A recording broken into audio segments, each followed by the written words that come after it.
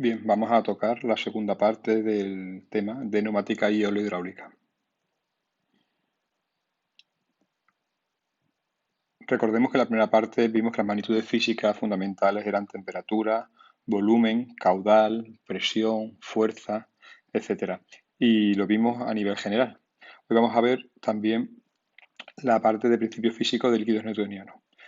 Como recordamos, los líquidos newtonianos, digamos en nombre de Newton, son aquellos líquidos que son ideales, en los cuales la viscosidad no varía y que no tienen rozamiento entre sus moléculas. Ya os comenté que era una idealización y también las variables tan importantes como la temperatura y la presión no afecta en el momento que estamos trabajando. Hace esta simplificación. Y vimos los tres principios, o enunciamos los tres principios básicos, que era el principio de Pascal, la ley de continuidad y el teorema de Bernoulli. El principio de Pascal ya lo vimos en la hidrostática, cuya principal aplicación eran las prensas hidráulicas, y vimos también el ejemplo.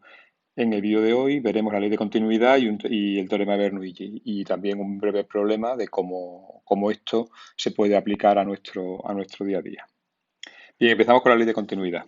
La ley de continuidad, os he hecho aquí una imagen. Si tenemos un conducto de sección variable donde tenemos los puntos SU, el punto 1 y el punto 2, pues vemos que en el punto 1 tenemos la sección del conducto, ¿vale? S1, y si cogemos la línea, vamos a coger siempre la línea, el eje, si en el punto 1 tendremos V1, en el punto 2 tendremos S2, ¿vale? Y V2. Tendremos dos puntos. Bien, pues lo que dice la ley de continuidad es que el caudal Q que atraviesa esta sección en la unidad de tiempo es el mismo que aquí. Es decir, continuo, no hay, al ser un líquido que no se puede comprimir, todo el fluido que pasa en un momento determinado por aquí tiene que pasar a la fuerza por aquí, porque no se podría, si no se acumularía aquí y habría un incremento de presión que sí podría pasar en los gases, pero no en los líquidos. Entonces, este principio fundamental de continuidad se basa en esto, en que el volumen entre el tiempo es constante siempre en cualquier sección. Bien, como hemos definido, vamos a ver cómo podemos relacionar el caudal, tal como lo hemos definido siempre, volumen entre tiempo, con estas variables que son las que nos interesan, porque cuando veamos un líquido vamos a ver que lo que nos interesa, vamos a conocer la sección de ese conducto y nos interesaría saber en qué velocidad tiene ese momento, el fluido. Bueno, pues si tenemos que el caudal es el volumen por el tiempo y el volumen podemos ponerlo como S por diferencial de x, es decir, en un momento determinado, cuánto pasa este volumen, S por diferencial de x sería el volumen. Y ahora, diferencial de x entre el tiempo es la definición de velocidad. De manera que si tenemos que esto es la velocidad, podemos determinar en cualquier momento que el caudal en un punto cualquiera es la sección del conducto en ese punto por la velocidad que lleva el fluido en ese punto. Aplicándolo en concreto a los puntos que hemos dicho, al punto 1 y al punto 2, pues en el punto 1 tendríamos la sección del punto 1 por la velocidad, que son las dos variables que ya conocíamos, y en el punto 2 pues exactamente lo mismo, S2 por V2. Haciendo la igualdad, tenemos que SV por V1 sea igual a S2 por V2. O lo que es lo mismo, estas dos variables se mantienen constantes, de manera que si la sección, aquí vemos que si la sección disminuye, la velocidad tiene que aumentar para que se mantenga constante esto. Eso parece bastante evidente, pero solo funciona en líquidos. En gases no tiene por qué pasar. Aquí en la sección no hemos dicho qué tipo de conducto. Lo normal es que los conductos sean circulares, pero esta fórmula es la general. A mí no me gusta personalmente hacer la definición o hacer la simplificación en secciones circulares, porque si nosotros aplicamos que la sección es pi de cuadrado partido por 4, pues si aquí pongo pi de sub 1 al cuadrado partido por 4 por v sub 1 igual a pi de sub 2 al cuadrado partido por 4 por v sub 2, se me van y me queda, ¿veis? Diámetro al cuadrado por v sub 1 igual a diámetro al cuadrado por v sub 2. ¿Cuál es el problema? Que la gente al final mezcla estas dos fórmulas. Entonces pone d sub 1 por v sub 1 igual a d sub 2 por v sub 2. Y no es cierto, ¿vale? Es el cuadrado que es muy importante, ya lo veréis en los ejercicios. Entonces a mí esta fórmula en concreto no me gusta que la memoricéis, sino quedaros con esto. Como siempre el caudal es constante y el caudal es sección por velocidad, pues tenemos siempre lo mismo, sección por velocidad y luego aplicamos pi de cuadrado y nos saldrá el cuadrado, pero siempre ponerlo así, os va a ser mucho más práctico a la hora de trabajar. ¿Cuál es el típico problema para qué nos puede servir esto? Pues, por ejemplo, en este problema, se desea bombear un disolvente orgánico cuya densidad es de 900 kilogramos metro cúbico en el punto 1, siendo el diámetro, ¿veis?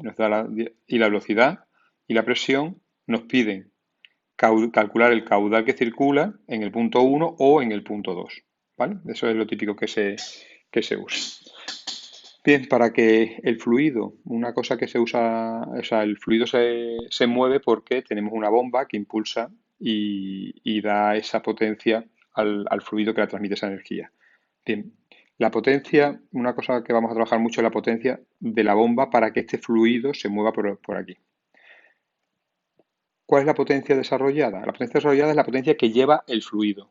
Otra cosa es la potencia de la bomba, porque va a depender de si la bomba es ideal o no es ideal, o si tiene rendimiento, si está desgastada, si se aplica bien.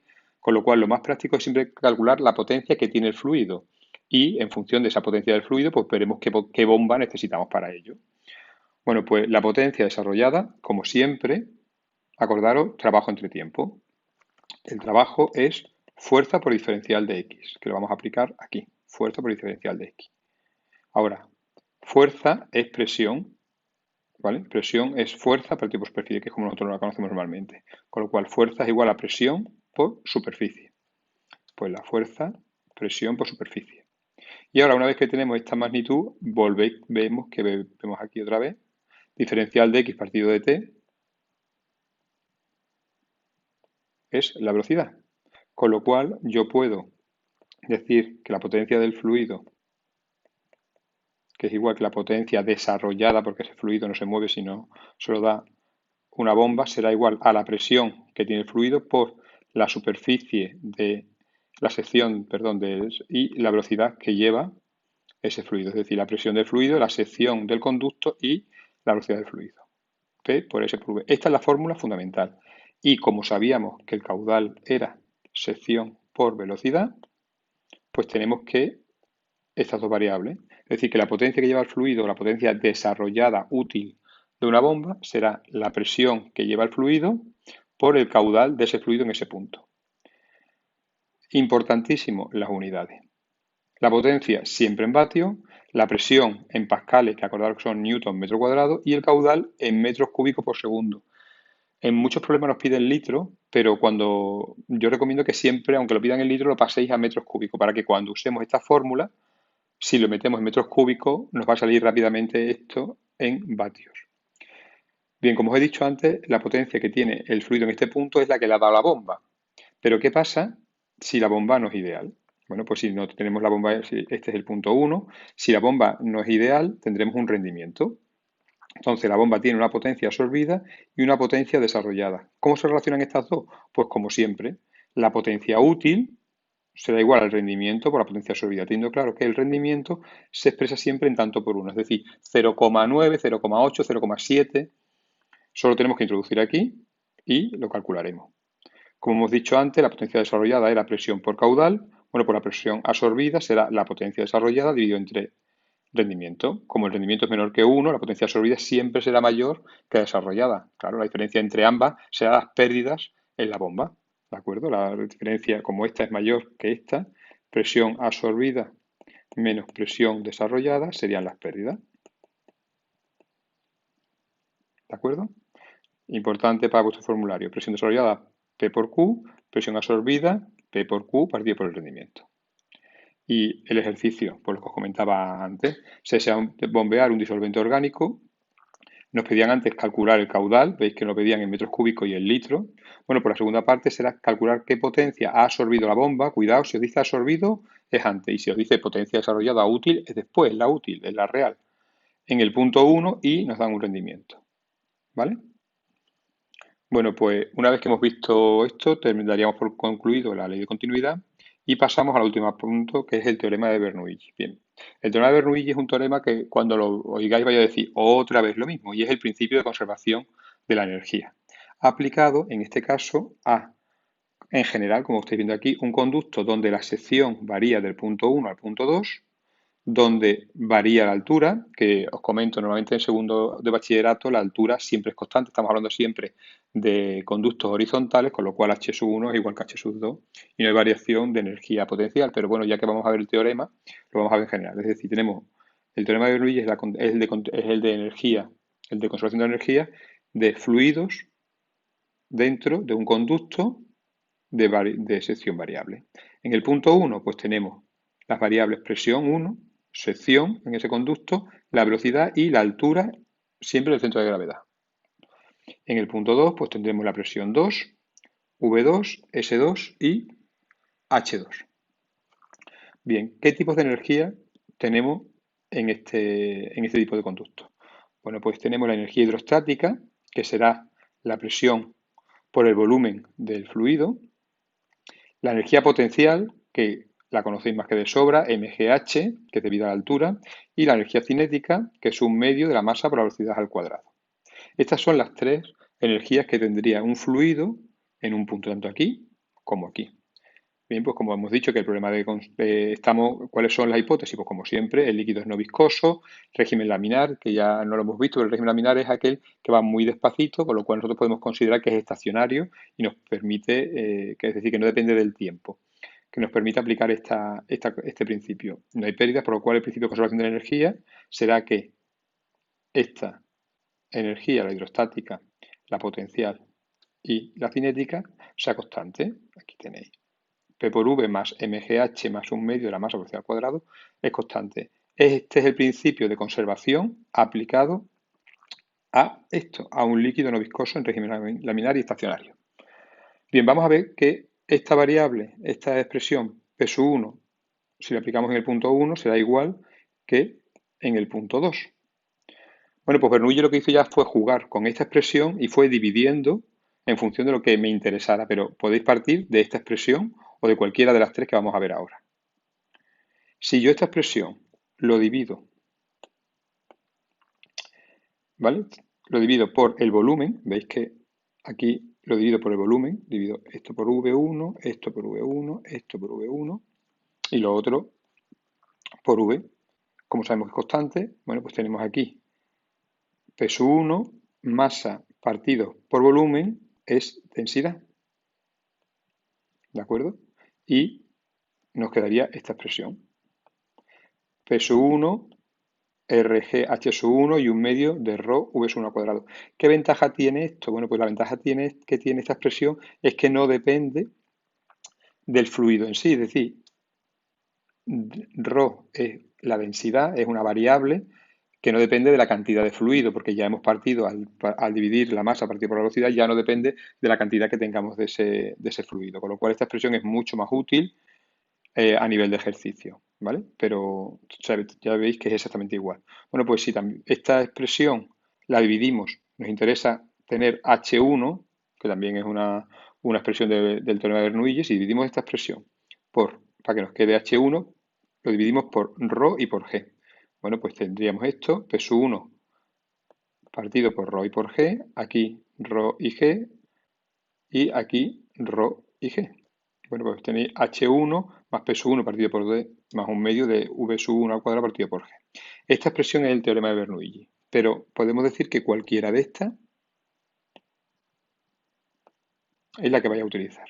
Lo normal que utilicéis esta, porque ¿por qué me gusta a mí mucho esta? Porque si os dais cuenta, tenemos la variable presión que la conocemos, tendríamos la variable H sub 1, que no lo dirían, pero que repito que como en conductos horizontales, estos dos términos se irán.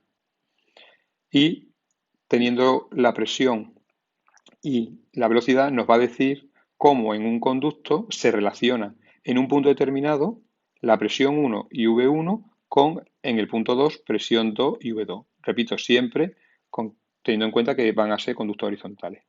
Típico problema, pues el mismo problema que hemos visto antes, el apartado C y el D. Es decir, por continuidad podemos calcular en el punto 2 cuál es la velocidad y la presión en el punto 2. Esto lo calcularemos por continuidad, porque tenemos que S1 por V1 será igual a S2 por V2. Como del punto 1 conozco todo y del punto 2 conozco la sección, pues con esto calcularíamos V sub 2. Y ahora, con el ejercicio del teorema de Bernoulli, tenemos la relación entre presión y V1 con presión 2 y V2, conocida P1 y V1, y ya hemos calculado V2, pues tendremos P sub 2. Y esto lo vamos a ver en el problema. Y con esto terminaríamos los tres principios básicos de líquido y, por tanto, lo que nos quedaba de este tema.